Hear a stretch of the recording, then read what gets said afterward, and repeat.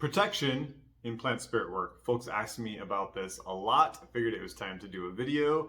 I think you're going to be surprised about where this conversation goes. I feel like when we have conversations about protection and all of that, the conversation usually becomes very reductionist, thinking about which herbs are good for protection, which herbs will protect you regardless of what your relationship is with that spirit.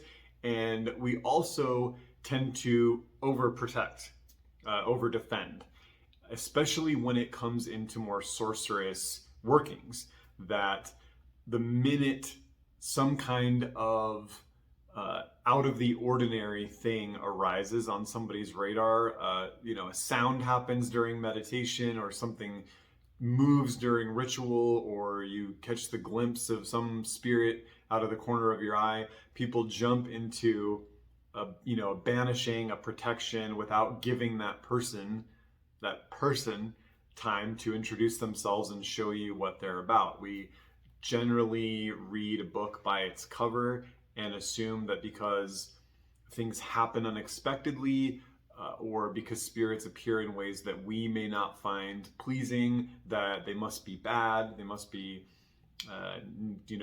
here to hurt us or something. So people jump into this very defensive state that will ultimately, if it's unnecessary, prevent you from having what could be a really beautiful relationship with a spirit or ancestor or deity that's really trying to get through to you. So what I would like to offer you is two alternatives to a reductionist approach to herbs for protection, and B, feeling like you have to do deep protection work every time anything comes on your radar, so that you don't prevent yourself from having these good experiences. So first, let me say this, that when you are in deep relationship with allies, with spiritual allies, whether that be plant spirits that you've become incredibly close to, or plant spirits who have been given to you as familiars, this could be particular ancestors or the ancestors all, this could be deities, there is an inherent protection that comes with that relationship. We can't assume that the spirit is going to stand on guard, on call 24 hours a day, 7 days a week, watching out for us, because they have their own lives, they have things they do, and they're not omnipotent or omnipresent. That being said, when issues arise that require protection, especially of the spiritual variety, protection from the realm of spirit, of otherness, then our allies of otherness are really our best resource. So if things are happening, if you're feeling vulnerable in a way that doesn't feel good, or if you just feel like you need some protection in order to really let go in your ritual and go deeper into the process, then your first line of defense should be relying on the spirits that you have put some work in with, that you have done the work, cultivated relationships, sat with them, studied them, meditated with them, maybe grown them in your garden, taken them as medicine, if that makes sense for you, that you've really got a relationship with them, right? That you're in a situation with them where you can call in some favors. And if you are not, then that's an invitation to start doing that work, because that's what this is all about. Green sorcery, the green art, plant spirit work is all about creating relationships with plant spirits, right? So that we can cultivate magic and medicine with them, relationships of power. So by far, my preferred way of protecting myself, protecting my space, protecting the work I do, protecting clients when I'm working with clients, is to invoke or call upon the plant spirits that I'm in deep relationship with and ask for their help in that way. Now, if that plant spirit also is celebrated throughout lore and myth, materia medica, monograph, as being an ally of protection, that they make it known era after era that one of their areas of influence, one of their virtues, one of the things they like to do is offer protection, all the better. But when it comes to real spiritual protection, you really could have the softest, quietest, most gentle plant ally that can still step up and offer that protection for you, because sometimes in this work, it's all in who you know. It's not a plant spirit's ability to engage in combat, or something like that. It's really about the space they hold and the vital force they carry and the virtue they carry. And more often than not, lots of us who are in relationship with plant spirits are in relationship with spirits who are, big spirits. They're trees and plants and herbs that have been worked with and celebrated and honored and adored since the beginningless beginning. They're a big deal. They're kind of A-list spirits. So they're the ones that you want to know. This is why plant spirit work is so awesome, because all of the plants are great. So that's the first take. The second take is that sometimes we do want to feel like we can do something proactive, like we can create a sacred space for ourselves, a safe space. And I find that this is most relevant when we're about to do journey work or path working or meditate or, have our eyes closed for an extended amount of time, or maybe have them covered with a blindfold during a meditation, or have headphones on playing, relaxing music during meditation, because you really become disconnected that way in a sensory way from your space. And it can feel very vulnerable. You're aware that if somebody were to come in the room or something were to happen in the space, that you may not be aware of it. And for some folks, that is a pretty uncomfortable feeling. And the discomfort is okay. Discomfort and danger are not the same thing. But the issue is that it gets in the way of how deep you can go in your work. Because, part of you, maybe half of you, is kind of hyper vigilant, right? About what's going on in the space with my eyes closed. What am I not seeing? What am I not seeing? And that's half of you that's not engaged in the work at hand. That's half of you that's not following the divination, following the medicine, sitting with the plant spirit, listening to them communicate with you. And that's no good. We want to be as present as we can. So if we can create a situation where we feel more safe, we feel more protected, and we are more protected, then we can let go, and we can really invest fully in what's happening as it should be. So one thing that I like to do is a practice called raising the hedge. And when I do this work, I have a very specific plant that I call to mind, but I want to invite you to call to mind any plant that makes sense.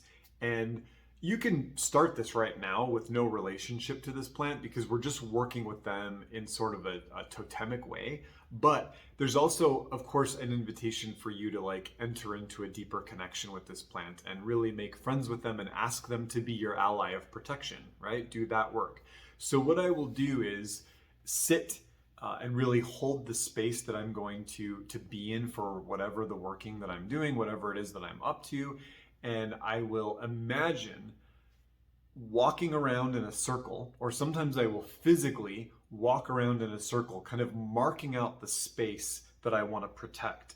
And I imagine sprinkling the seeds of my protective plant ally. In this case is privet. And if you don't know privet, privet is a famous plant ally for creating hedges, boundaries, fences, living walls.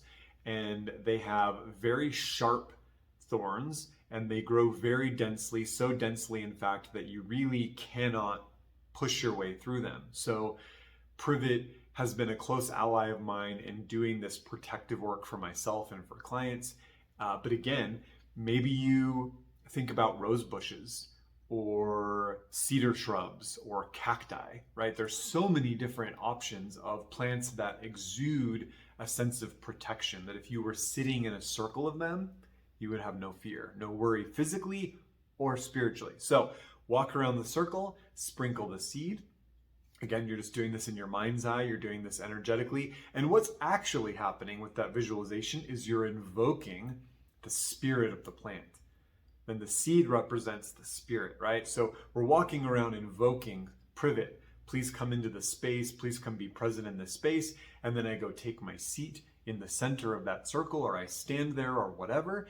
And I imagine in my mind's eye while also trying to feel. You got to feel and experience the privet growing kind of in fast forward from seed to sprout to small shrub into this dense, thorny, thick hedge.